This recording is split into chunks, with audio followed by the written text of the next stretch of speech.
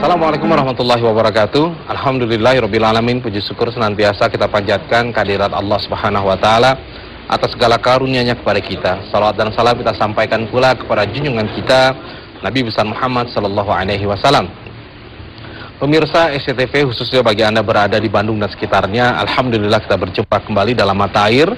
Dan pada kesempatan ini kita masih akan lanjutkan kajian kita bersama dengan guru kita Ustaz Am Amiruddin. Kita akan mengangkat tema atau judul kita adalah pengobatan dengan zikir. Assalamualaikum Ustaz. Waalaikumsalam warahmatullahi wabarakatuh. Ya Ustaz, bicara mengenai pengobatan dengan zikir, ini kan sekarang sepertinya sudah marak ya, dipergunakan di mana-mana sekarang. Banyaklah yang zikir itu dijadikan terapi untuk pengobatan. Dan apa yang saya rasakan ini sepertinya ini muncul kelihatannya mulai tahun 90-an kali Ustaz ya. Itu udah mulai 2000-an lah, baru 2000-an baru mulai masuk tuh. Sebelumnya kayaknya ini tidak terlalu santer terdengar. Nah, gimana sebenarnya posisi ini Ustaz, zikir dengan pengobatan ini? Bismillahirrahmanirrahim. Sebelum kita bicara pengobatan dengan zikir, kita perlu berbicara bahwa kalau bicara pengobatan berarti ada penyakit ya. Ya betul pasti. Ya kan? Nah, pertanyaannya kalau kita sakit itu takdir ataukah itu pilihan kita? Karena ini ada kaitan nanti dengan zikir ya. Betul. Jadi kalau kita sakit, para pemirsa, Anda sakit atau saya sakit, kira-kira itu takdir atau pilihan? Pilihan kamu ya. Jadi orang sakit itu ada yang memang takdir. Oh gitu ya. Takdir itu artinya begini, dia sudah berusaha hidup dengan pola hidup yang sehat, tapi tetap sakit. Itu takdir. Ada orang yang nggak pernah merokok, tapi kena kanker paru-paru. Itu takdir. Ya. Tapi kalau orang yang suka merokok, kemudian kanker paru-paru, itu pilihannya. Jadi artinya gini, kalau yang namanya takdir atau pilihan itu erat kaitan dengan ikhtiar. Sekarang saya ambil contoh. Saya bawa mobil ugal-ugalan. Mobilnya juga sudah cukup tua, ya. Bannya juga sudah gundul. Ya. Saya bawa mobil ugal-ugalan di jalan tol. Saya celaka. Takdir apa pilihan saya? Nah, itu pilihan Ustaz itu. Pilihan kan, pilihan. Karena udah tahu mobilnya tidak layak, sudah gundul bannya. Saya ugal-ugalan, akhirnya saya celaka, itu adalah pilihan saya. Tapi ada orang yang bawa mobil sesuai aturan di jalan tol, mobilnya juga layak untuk dibawa di jalan tol, tapi dia tetap mengalami kecelakaan. Nah, itu namanya takdir. Nah, jadi saya awali dengan pembahasan berobat dengan zikir. Artinya ada saat dimana kita sakit itu sebenarnya itu pilihan kita. Tapi ada saat kita sakit sebenarnya itu memang Allah memberikan ujian pada kita. Makanya di dalam Al-Quran Allah berfirman, walanabluwannakum bisyai'im minal khaufi wal ju'i wa naqsi minal amwali wal anfusi was samarat wa basyiris sabirin alladzina idza asabathum musibah qalu inna lillahi wa inna ilaihi raji'un. Pasti firman Allah, kami itu akan menguji kamu. Kami akan menguji dengan kekurangan harta, kekurangan jiwa, ya, kekurangan makanan, kelaparan. Nah, dan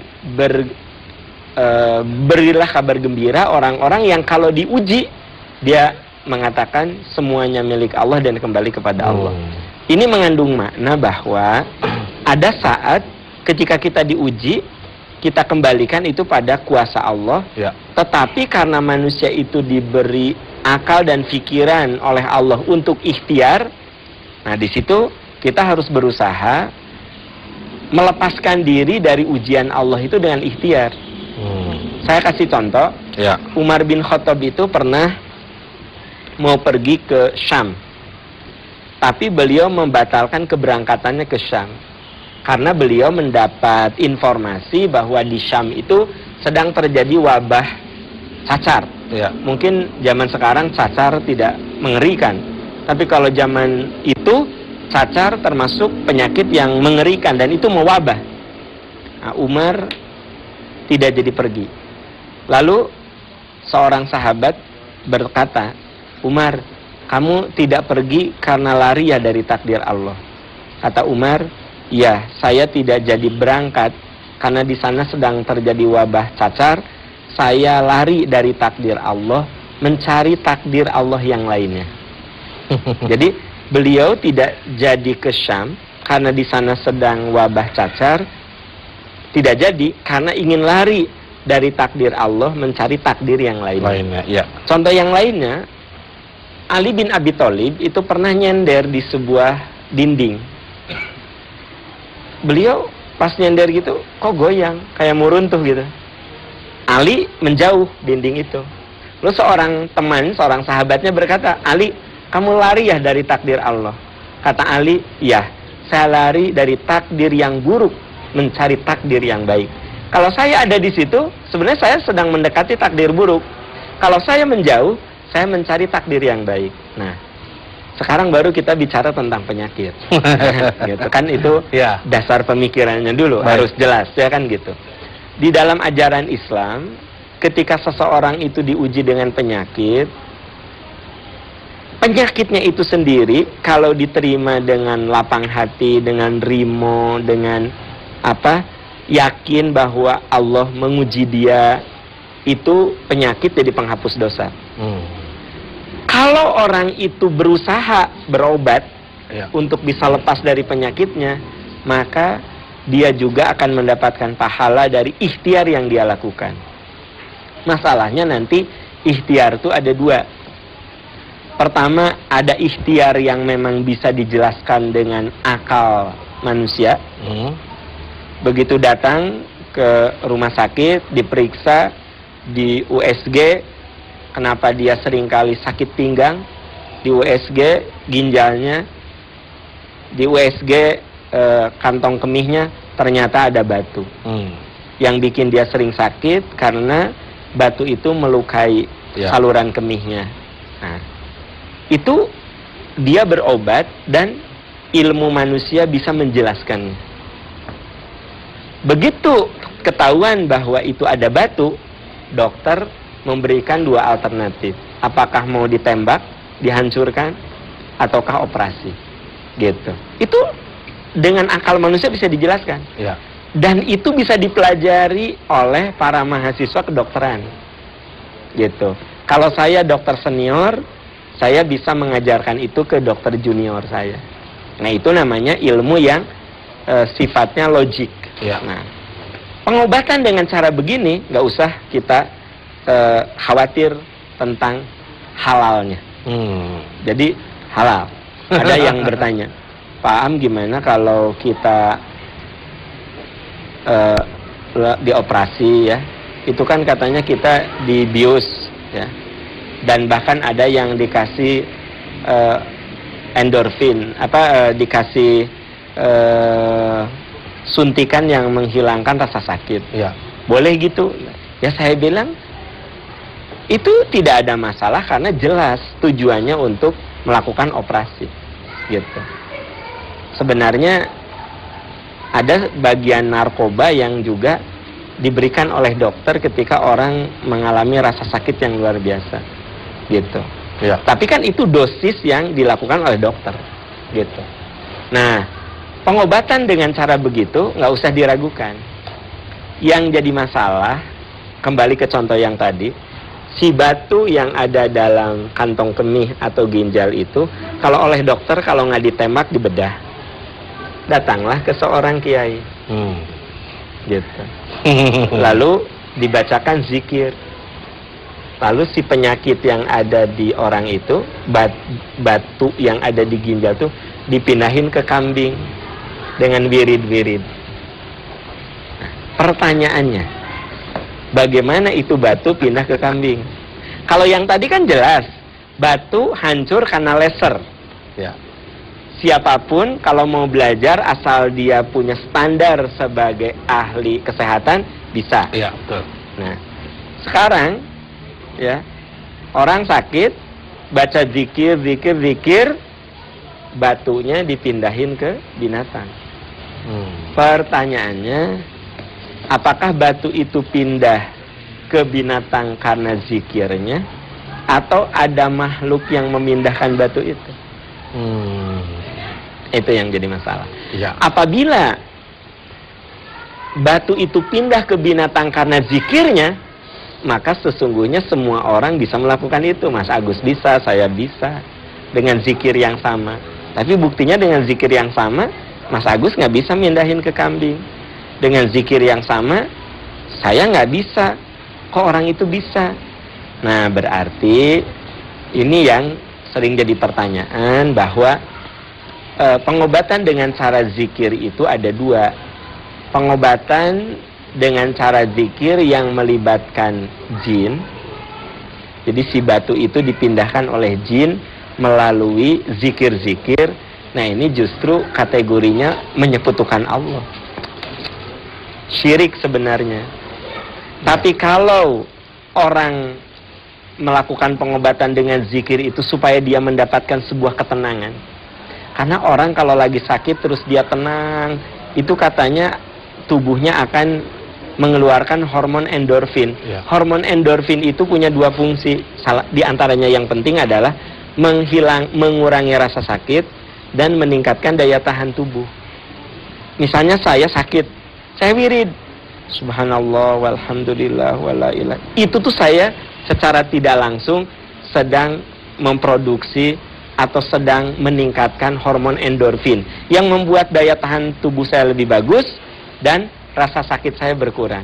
Ya. Itu sebabnya kalau kita nengok orang sakit, omongan kita itu harus bisa memicu endorfin. Saya nengok seorang teman yang sakit dirawat ini. Saya tanya, Mas, sakit apa? Tifus. Udah berapa hari, Mas? Udah 3 hari. Saya bilang, insya Allah lah sembuh. Allah Maha Penyembuh. Bersabar, berzikir, mendekatkan diri pada Allah. Semoga rasa sakit ini jadi penghapus dosa. Itu saya sedang memicu endorfin dia. Tapi kalau gini, Mas, sakit apa? Tifus. Udah berapa hari? Udah 3 hari. Oh, kalau tetangga saya meninggalnya hari ke-5. Sama tifus juga. Kalau tetangga saya sih meninggalnya hari ke-5. Sama tifus ya gitu. Padahal tetangga saya nggak separah Mas mah parah pisan. Gitu. Nah, itu 10 orang yang nengok gitu. Ngomong gitu. Dia akan semakin ngedrop. Ya. Makanya kata Rasul, kalau kamu nengok orang sakit, tanamkan harapan sembuh. Nah, itu sebenarnya orang berobat dengan zikir tuh bukan berbau mistik. Ya. Kalau misalnya kita sedang benar-benar mengalami rasa sakit, kita bukan aduh ya Allah teganya bukan gitu. Tapi subhanallah, astagfirullah. Makin sakit kita istighfar, astagfirullah. Nah, itu yang disebut pengobatan dengan cara zikir. Jadi zikir tadi membuat dia daya tahan tubuhnya lebih bagus. Yang harus diwaspadai, zikir yang justru di dalamnya mengandung unsur kemusyrikan. Nah, ini yang perlu kita perdalam lagi, Ustadz. Ya. Karena terus terang pada kondisi saat ini kan kita tahu, yang pertama itu biaya kesehatan itu mahal. Ya. Yang kedua, siapa sih orang yang nggak pengen sembuh? Ya. Ketika orang itu pengen sembuh, apapun diupayakan. Yang namanya berobat kemanapun, sampai ada misalkan air yang dianggap ini mustajab, diminum aja entah sumbernya dari mana. Karena ada semacam sugesti keyakinan ini bisa menyembuhkan. Nah, tadi Ustadz menyampaikan ya, contoh sederhana, misalkan ada batu itu, kemudian batu itu berpindah atau hilang lah, kita anggap aja hilang. Nah, apakah ketika melakukan zikir tadi gitu ya, atau dengan sarana seperti itu bisa ataupun mungkin nggak memang betul-betul itu bisa hilang karena memang ini adalah kekuasaannya Allah, kalau mau hilang ya hilang aja gitu. Nah, atau memang ada kekuatan lain di luar kekuatan Allah yang bisa membantu menghilangkan itu. Nah, itu kan juga perlu, kok bisa ya? Iya. Apa namanya, ada kekuatan lain gitu. Nah, ini gimana tuh, Ustaz? Kalau itu karena pertolongan Allah, saya kasih catatan dengan ucapan yang sama, Ya. itu harusnya sama. Ya, jadi Mas Agus membaca la ilaha illallah, Allahu Akbar, baca Fatihah, baca Yasin, itu orang sembuh, ya. Saya bisa melakukan hal yang sama. Ini masalahnya tidak semua orang bisa lakukan. Berarti ada satu kekuatan yang dia gunakan sebenarnya. Kalau orang itu dianggap punya kelebihan gitu, Ustaz, Begini. sama misalkan kualitas ibadah gitu kan, tiap Iya. orang memiliki kualitas ibadah yang Tapi berbeda-beda. Nabi sekarang yang saya ingin tanya, orang yang paling soleh dan paling kualitas ibadahnya hebat itu Nabi Ya, Muhammad. Rasul lah, jelas. Rasulullah. Tapi Rasul tidak melakukan itu. Sahabat terluka ya diobati. Ya, ya. Nabi tidak kemudian melakukan hal-hal yang aneh gitu.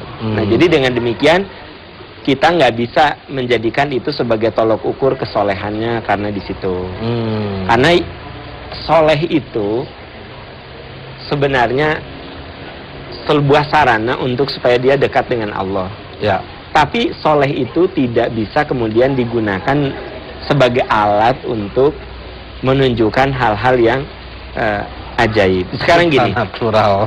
ada satu istilah dalam akidah itu, ada karomah, ada mukjizat. Ya. Kalau mukjizat itu suatu kemampuan luar biasa yang Allah berikan kepada para nabi. Ya. Ya. Dan mukjizat itu sebenarnya tidak bisa diulang-ulang.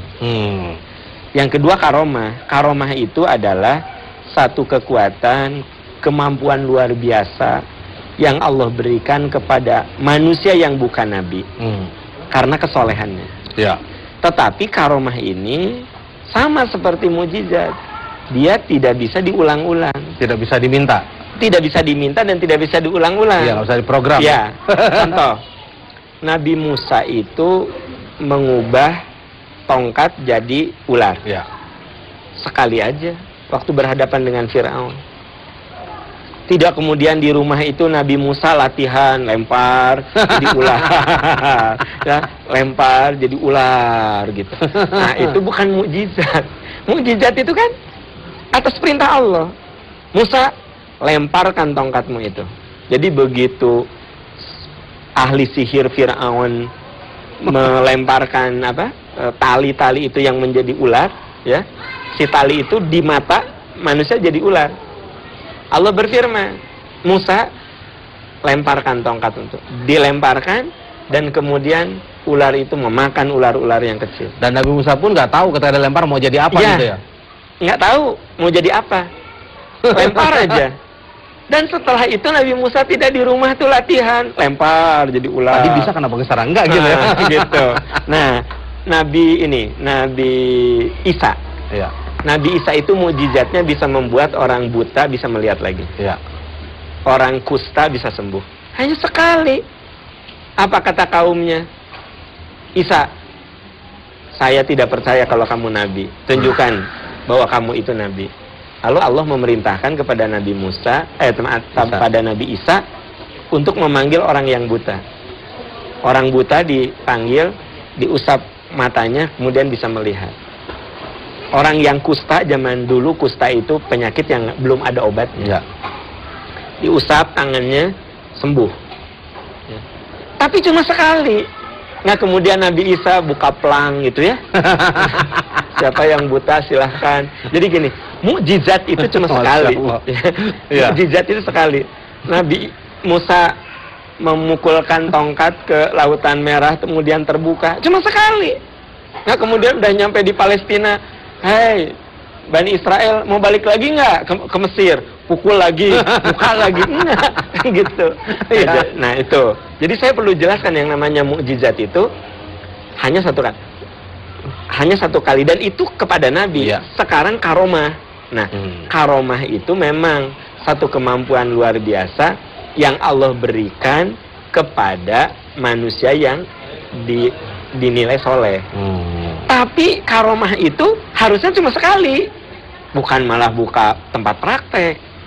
Nah, kalau buka tempat praktek bukan karomah lagi. Iya. Iya, kalau karomah mah cuma sekali. Iya.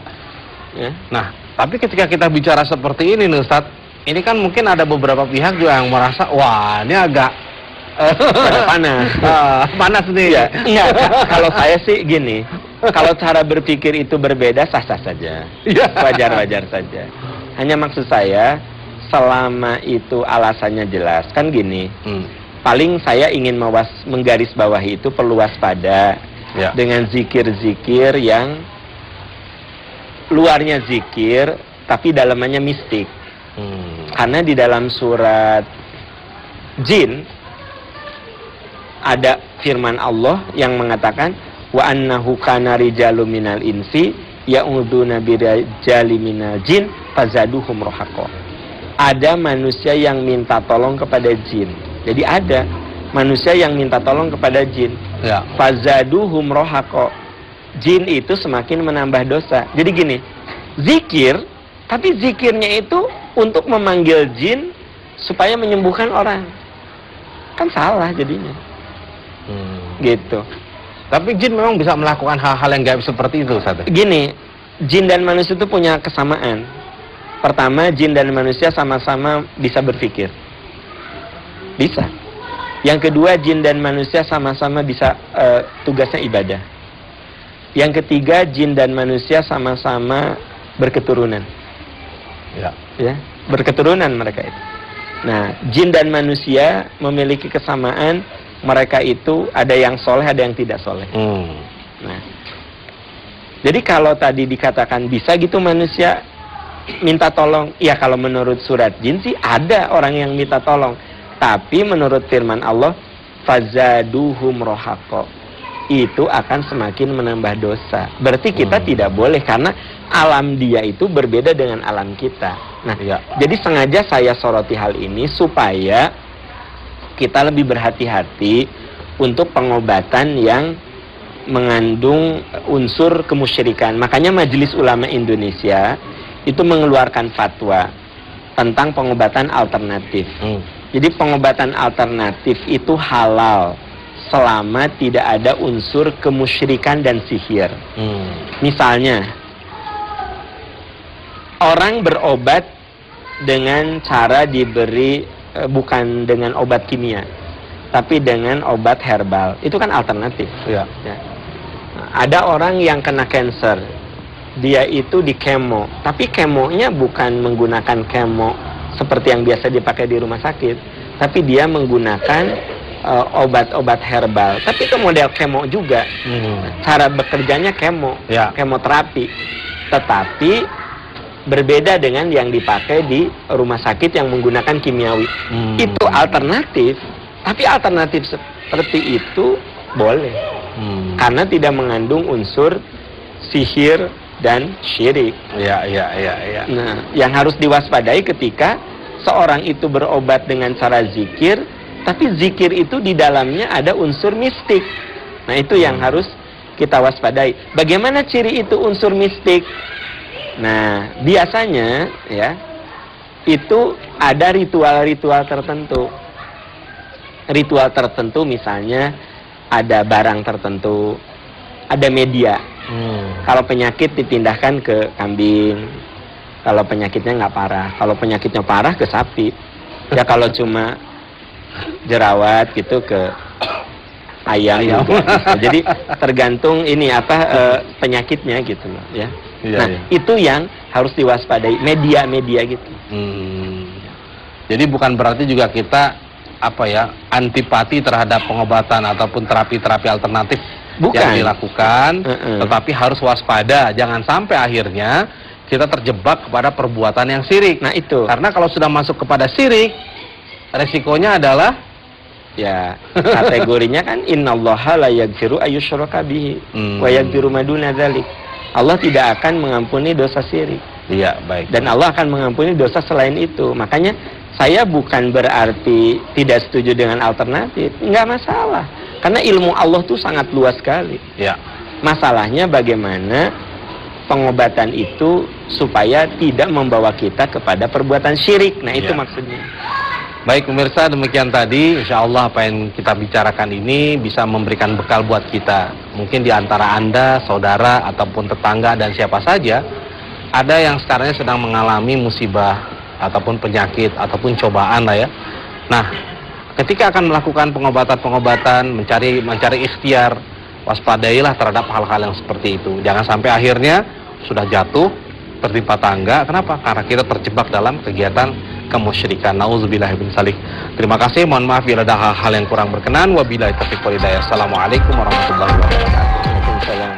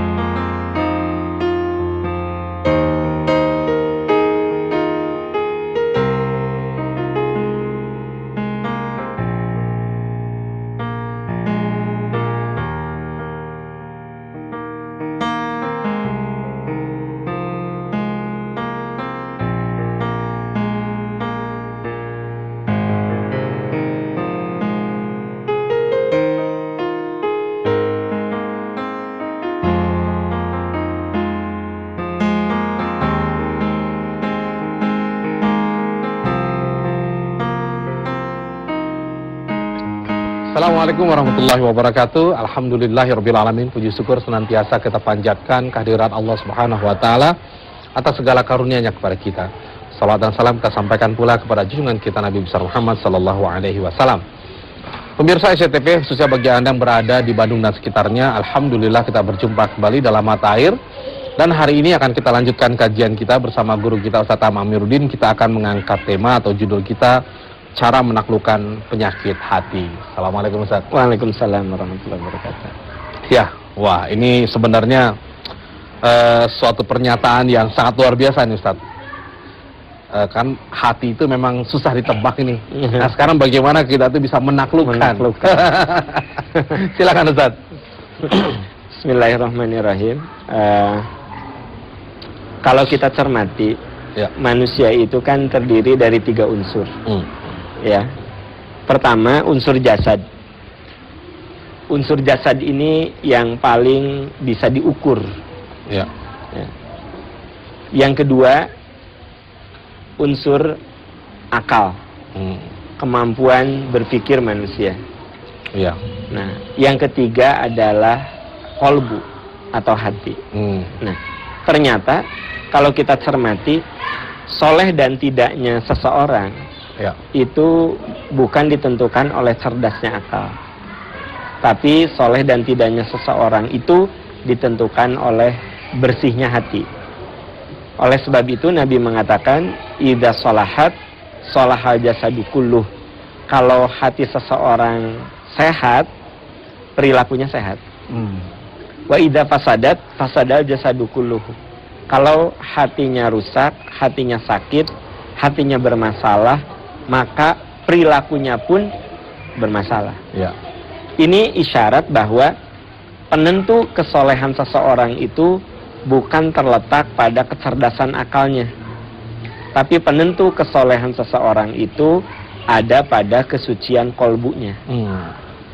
Disinilah pentingnya kita memahami kualitas-kualitas hati sehingga kita bisa menundukkan mana bisa menyembuhkan, mana kualitas hati kita yang sakit, atau kapan kualitas hati kita sakit dan kapan kualitas hati kita sehat. Ya. Ya. Biasanya kalau kita merasakan gejala sakit pada tubuh kita, kita kan ada keinginan untuk berobat. Tapi seringkali kita lupa untuk mendeteksi kualitas hati kita, sehingga kita lupa untuk mengobati hati dan jiwa kita. Iya. Gitu. Nah, saya perlu menyebutkan dulu bahwa kualitas hati manusia itu ada 3. Pertama, namanya kolbun mayitun. hati yang mati. Hati yang mati itu adalah hati yang tidak bisa disentuh dengan nasihat. Hati yang mati itu hati yang sudah tidak mau mendengar nilai-nilai kebajikan. Ini kita sebut dengan qalbun mayyitun. Di dalam Al-Quran Allah mengatakan, a'andzartahum am lam tundirhum la yu'minun. Kamu kasih peringatan atau tidak sama saja. Mereka tidak beriman. Ya. Jadi orang yang hatinya sudah sakit, orang yang hatinya mati itu diberi peringatan seperti apapun tidak akan respon. Itu qalbun mayyitun. Ya. Yang kedua, qalbun maridun. Kalau qalbun maridun itu artinya hati yang sakit. Nah, ketika kita sakit ada gejala-gejalanya. Ketika fisik kita sakit ada gejala-gejalanya. Ketika kolbu kita, hati kita sakit, itu juga ada gejalanya. Jadi kalau tadi qalbun mayyitun, hati yang mati itu tidak bisa disentuh oleh nasihat apapun. Kalau qalbun salimun itu, kalau qalbun maridun itu dia ada gejala-gejalanya. Pertama, tidak merasa nikmat kalau beribadah. Jadi saat beribadah itu tidak merasakan kenikmatan. Ibadah itu serasa hambar. Ya. Ibadah itu serasa beban. Nah, itu yang pertama. Yang kedua, orang yang hatinya sakit itu biasanya pesimis dalam berdoa. Jadi kalau berdoa itu pesimis aja gitu. Ya. Doa sih doa, tetapi dia pesimis. Tidak yakin kalau doanya itu dikabulkan. Ya. Itu yang kedua. Yang ketiga, orang yang hatinya sakit itu susah tidak merasa bersalah kalau berbuat dosa. Jadi kalau berbuat dosa atau melakukan kesalahan itu dia tidak merasa bersalah. Ya.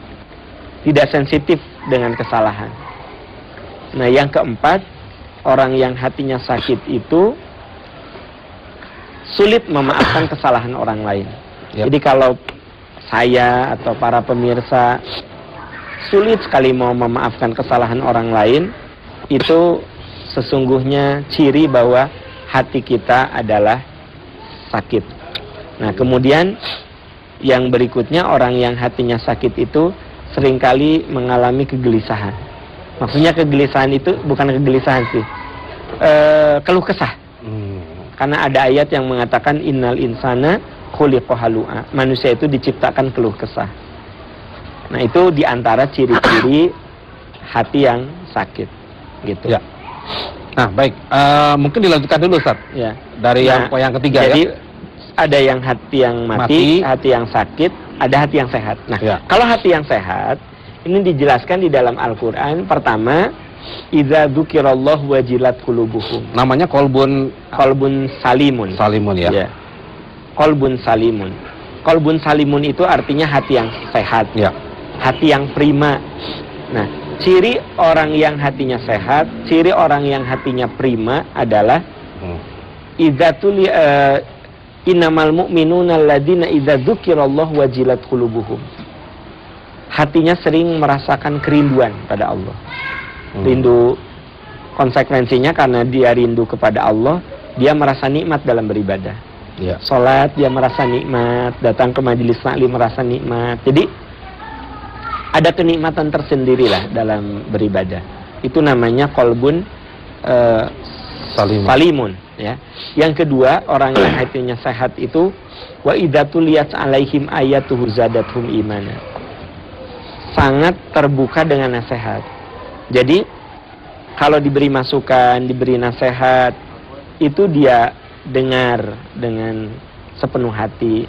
Dia ikuti mana petunjuk-petunjuk hidup yang akan jadi kebaikan untuk dirinya, mana yang kira-kira akan membahayakan dirinya, dia sangat perhatikan. Yang ketiga, wa ala rabbihim yatawakkalun. Orang yang hatinya sehat itu memiliki jiwa tawakal. Memiliki jiwa tawakal. Nah, itu dijelaskan di surat Al-Anfal ayat 2, ya. Ya. Kemudian di surat lain diungkapkan bahwa ciri orang yang hatinya sehat itu adalah orang yang memiliki jiwa maafnya sangat luas. Ya. Jiwa maafnya itu tak terhingga. Jadi dia bukan tipe pendendam, tapi dia itu memang sangat mudah memaafkan kesalahan orang lain. Nah, kemudian mereka itu walladzina idza fa'alu fahisyatan aw dzalamu anfusahum dzakarullaha fastaghfaru lidzunubihim. Orang yang hatinya sehat itu sensitif terhadap dosa. Jadi artinya dia berusaha untuk segera bertobat ketika dia melakukan kesalahan. Iya. Nah, dan yang terakhir, orang yang hatinya sehat itu adalah orang yang wayadrauna bil hasanati as-sayyi'ah, suka membalas keburukan orang lain dengan kebaikan. Jadi kalau orang lain berbuat buruk, dia tidak balas keburukan dengan keburukan, tapi keburukan itu dibalas dengan kebaikan. Itu 3 kualitas hati ya. Iya. Jadi ada hati yang mati, hati yang sakit, dan hati yang sehat. Kalau hati yang mati itu udah sama sekali tidak berfungsi, Ustaz. Iya. Ya udah, ya namanya juga kalau mati mau diapain lagi? Ya? Nah, terus yang sering kali jadi pertanyaan Mas Agus gini, gimana kalau saya ngadepin orang yang hatinya mati, katanya gitu. Iya. Ada orang yang nanya ke saya tuh, gimana kalau orang itu hatinya mati, apa yang harus saya lakukan? Gitu. Saya hanya ingin menegaskan bahwa kalau orang itu hatinya mati, pertama kita harus mendoakannya. Iya. Karena hanya Allah yang punya kuasa untuk membolak-balikan hati. Doakan. Kemudian yang kedua, kita jangan pernah lelah untuk mengajak pada kebaikan. Terserah dia nggak mau dengar juga, kita mah ajak lagi. Kita ajak dia untuk berbuat kebajikan. Nah, kemudian yang ketiga, jadi yang pertama doakan, yang kedua ajak terus. Nah, yang ketiga, kita harus memperlakukannya dengan hormat, memperlakukannya dengan santun. Semoga dengan perlakuan kita yang hormat, perlakuan kita yang santun, membuat dia sadar diri gitu. Itu kalau kita menghadapi orang yang kualitas kolbunya sudah mati. Iya. Nah, sebenarnya kenapa sih sampai ada orang itu sampai hatinya mati atau sakit? Penyebabnya apa sebenarnya? Sebenarnya di antara penyebab hati itu sakit pertama atau mati, pertama dia tidak pernah dirawat. Apapun kalau tidak dirawat ya bedalah. Misalnya tanaman yang dirawat dan yang tidak dirawat. Iya, tapi di hutan tidak dirawat tumbuh bagus juga. Tapi itu kan dirawatnya oleh alam. Gitu. Jadi artinya alam dia punya cara perawatan tersendiri. Sebenarnya dia dirawat. Nah, kemudian yang kedua, kurang nutrisi. Sekarang begini, kalau gizi kita jelek, itu daya tahan tubuh kita juga jelek. Nah, sekarang kalau orang itu tidak pernah diberi nutrisi, jiwanya itu tidak pernah diberi nutrisi ilmu, nutrisi doa, nutrisi amal soleh, itu sangat mungkin orang akhirnya mengalami penurunan kualitas hatinya. Nah, kemudian yang ketiga, kualitas hati kita buruk itu karena perbuatan dosa dan maksiat. Karena dosa itu kan seperti virus, seperti bakteri. Jadi dia terus saja menggerogot dan dia semakin banyak. Ini merujuk kepada hadis Nabi yang mengatakan, innal abda idza akhta'a khoti'atan nakatat fi qalbihi nuqtatun sauda. Sesungguhnya seorang hamba apabila dia melakukan suatu dosa akan tercemar hatinya dengan noda-noda. Fa in huwa naza'a, jika dia berhenti, wastagfaro, istighfar, wataba, dia tobat, sokola kolbuhu, maka hatinya akan bersih lagi. Jadi kalau orang itu berbuat dosa, kemudian dia berhenti, istighfar, tobat, hati yang kotor tuh, hati yang tercemar tuh bersih lagi. Wa in ada, tapi kalau dia mengulangi, zida fiha, nanti makin banyak itu nodanya. Jadi kalau misal saya memakai pakaian putih, begitu ada satu noda hitam saya cuci, saya bersihkan, Ya. bersih lagi. Tapi kalau saya pakai baju putih ternodai, saya biarkan, saya tidak bersihkan, sangat mungkin baju putih saya berubah jadi hitam. Nah, kolbu manusia itu akan tercemar dengan dosa yang sering dia ulang-ulang. Sampai pada satu titik dia nanti tidak merasa berdosa lagi. Udah enteng aja melakukan. Iya. Jadi orang yang mengulang-ulang itu biasanya lama-lama dia tidak merasa bersalah. Jadi baal. Nah, terus gini Ustadz, bagaimana dengan fenomena sekarang ya? Misalkan nih kita lihat, orang itu ahli, kelihatannya orang yang ahli ibadah, orang yang baik hati, orang yang gampang menangis ketika berzikir. Tapi di sisi lain juga melakukan hal-hal yang bertentangan dengan itu gitu. Iya. Nah, Begini, jadi dari di dalam tubuh itu jadi kayak ada split personality gitu. ya. Begini, ada orang yang ibadah itu hanya permukaannya saja. Jadi miriplah buah-buahan. Ada yang kulitnya teh bagus, tapi ternyata dalamannya tidak menggambarkan bagusnya luar. Ya. Ada buah yang luarnya tuh bagus, kelihatannya teh enak, manis gitu ya. Tapi begitu kita rasa ternyata asem. Ada orang yang luarnya aja, tetapi dalamannya. Nah, oleh karena itu solehnya seseorang itu terukur dari bagaimana kesanggupan dia melakukan kebaikan kepada sesama. Nah, saya ingin menunjukkan sebuah keterangan, sebuah riwayat. Katanya ada seorang sahabat bertanya kepada Rasul, "Ya Rasulullah, saya punya tetangga. Tetangga saya ini ahli ibadah. Ya. Sholat, puasa, majelis taklim, pokoknya nggak usah ragu lah. Dia benar-benar seorang ahli ibadah. Tapi ya Rasul, tetangga saya ini tu'dzi jironahu. Dia paling sering melakukan, sering ngomong yang membuat lingkungannya itu sakit hati oleh dia." Jadi kata sahabat tadi, tetangga saya ini ahli ibadah, tapi tu'dzi jironahu, lisannya itu seringkali menyakitkan orang lain. Apa kata Nabi? Hiya min ahlin nar. Dia adalah calon penghuni neraka. Coba, ini isyarat apa?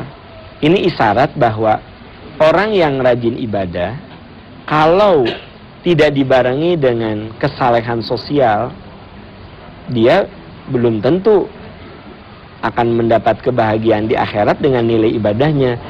Bukan berarti ibadahnya itu sia-sia, hanya maksudnya ibadah tersebut sebenarnya sebagai bentuk perwujudan yang seharusnya membuat dia lebih soleh gitu. Ya, ya. Jadi benar. Jadi seolah-olah antara kesolehan individu dengan kesolehan sosial itu menjadi sesuatu yang berbeda ya, kalau kondisi seperti itu tidak ada pengaruhnya kayaknya. Jadi ya betul. Jadi gini, sebenarnya yang diharapkan oleh ajaran agama Islam antara kesalehan hati, sebut saja kesalehan individu, dengan kesalehan sosial itu harus berbanding lurus. Jadi ketika dia itu soleh secara individu, secara pribadi, dia pun harus soleh secara sosial. Nah, ada orang yang rajin ke pengajian, tapi di pengajian malah ngomongin orang. Ini dia punya kesalehan individu, mau ngaji, tapi dia tidak punya kesalehan sosial gitu. Nah, ini yang harus diperbaiki. Bukan berarti kamu mah percuma ngaji juga, kerjaan di sana cuma ngomongin orang. Nah, itu juga salah. Ngaji aja kayak gitu, gimana kalau nggak ngaji? Kan gitu. Oleh karena itu, ada orang yang rajin ibadah, tetapi ibadahnya tidak berbanding lurus dengan kesalehan sosialnya. Jadi tugas kita adalah bagaimana kesalehan individual, kesolehan hati kita itu bisa berbanding lurus, bisa sejalan dengan kesalehan sosial kita. Iya, iya, iya. Nah, karena itulah nanti yang akan membuat orang itu dalam kategorinya ya memang mendapatkan apa ya, entah itu reward dari Allah lah ya, apabila bisa menyeimbangkan kedua itu. Karena ada juga kan orang yang penting sekarang gini, suka juga kita mendengarkan, udahlah yang penting kan kita hatinya.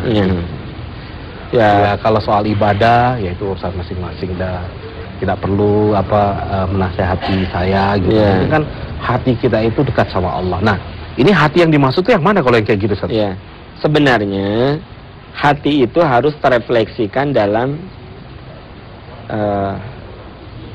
aktivitas. Jadi nggak bisa gini, Mas Agus sholat dong.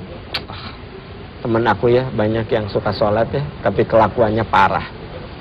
Aku sih nggak pernah sholat, tapi hati lah. Gitu ya, hati terjaga. Yang penting kan, kapan aku buruk ke orang, kapan aku jelek ke orang, aku nggak pernah. Yang penting kan ini, itu juga salah gitu. Jadi orang yang rajin ibadah tapi hatinya kotor salah. Orang yang katanya hatinya bersih tapi tidak rajin ibadah salah juga. Karena kalau kita bicara hidup itu harus berusaha untuk membalanskan antara ritual dan kualitas hati. Maaf, memang ada sebagian orang beranggapan, nggak sholat juga nggak masalah. Yang penting kan kita jadi orang baik. Iya betul. Yang penting kan kita jadi orang jujur. Ya. Yang penting kan kita amanah.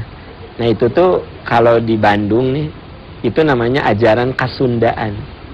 Kalau di Jawa Timur, Jawa Tengah itu namanya kejawen. Jadi di Bandung itu ada namanya agama Kasundaan. Agama Kasundaan itu begini, saya mah nggak sholat juga ada baik sama tetangga. Saya mah nggak haji juga, tapi berapa banyak orang yang saya bantu. Gitu. Untuk apa?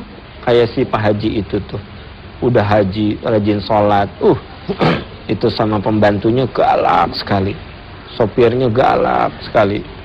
Kenapa gitu? Nah, itu juga tetap salah. Jadi memang yang benar adalah ketika ritual kita rajin, kemudian hati kita juga bersih. Nah, yang harus kita evaluasi juga gimana caranya supaya kita tadi bisa menaklukkan hati kita, menaklukkan yang buruk kan. Pertama, itu harus selalu melakukan muhasabah, introspeksi diri. Jadi ada upaya dari diri kita untuk melakukan introspeksi diri, perbaikan diri. Nah, gini, ketika kita datang ke dokter, dokter tidak langsung ngasih resep. Ketika kita datang ke dokter, dokter tidak langsung ngasih obat. Biasanya dokter mendiagnosa. Ya. Nggak mungkin datang ke dokter ujung-ujung suntik aja. Pasti ditanya, Ibu, apa yang terasa? Cerita, si pasien teh gini dok, gini. Dokter juga memeriksa hal yang sederhana dulu, detak jantungnya, dan lain sebagainya. Nah, ini adalah gambaran untuk menyembuhkan jasad saja perlu ada diagnosa. Sekarang untuk menyembuhkan hati itu perlu muhasabah, introspeksi diri atau mendiagnosa. Yang kedua, untuk supaya hati kita sehat, setelah terdiagnosa itu kita harus melakukan mu'aqobah, perbaikan diri. Jadi bagaimana kita ini menjadi orang yang selalu melakukan perbaikan-perbaikan diri setelah kita tahu apa saja kekurangan-kekurangan diri kita. Karena ada orang yang tahu kekurangan dirinya tapi tidak diperbaiki. Gitu. Contoh, ada seorang istri yang dinasehati oleh suaminya, "Mah, jangan terlalu boros lah dalam hidup tuh. Sekarang kan biaya sekolah mahal. Jadi kalau ada rezeki, tabungkan untuk biaya sekolah." Apa kata istrinya? Ayah, Mamah Maya dari TK nggak pernah bisa pegang uang. Makanya Mamah Maya waktu kuliah juga nggak pernah jadi bendahara. Karena kan Mamah mah nggak bisa pegang uang lah gitu. Ayah kudu ngerti Mamah dong. Nah, artinya dia tahu nggak kekurangannya? Tahu. Tapi kekurangan itu bukan diperbaiki, tapi digunakan untuk membenarkan atau melegalisasi gitu. Nah, yang ketiga, kita untuk menyehatkan hati itu butuh lingkungan yang sehat. Gitu. lingkungan yang bisa mengingatkan kita kepada kebaikan. Iya, iya. Ya, bukan berarti kita menjadi orang eksklusif, bukan, tapi ya kita berusaha mencari teman-teman yang sekiranya kita keliru, sekiranya kita salah, dia masih bisa dan mau mengingatkan kita. Itu. Dan tentu saja poin yang harus selalu ada adalah ya mohon kepada Allah dengan doa yang kita hafal